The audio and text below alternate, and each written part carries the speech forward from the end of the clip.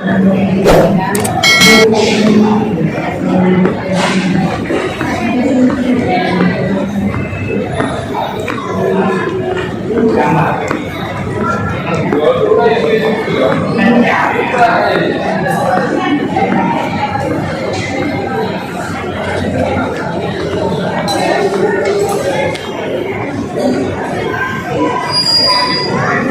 kasih dulu Pak ya, rokokannya. Ya.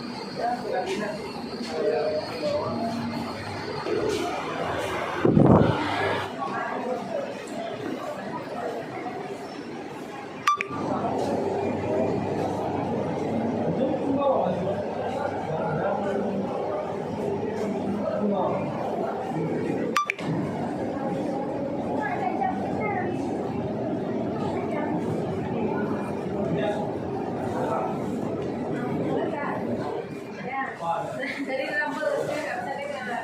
Kami biasa kan adiknya yang tinggal di rumah aku kalau sore kami pulang dia. Di garam.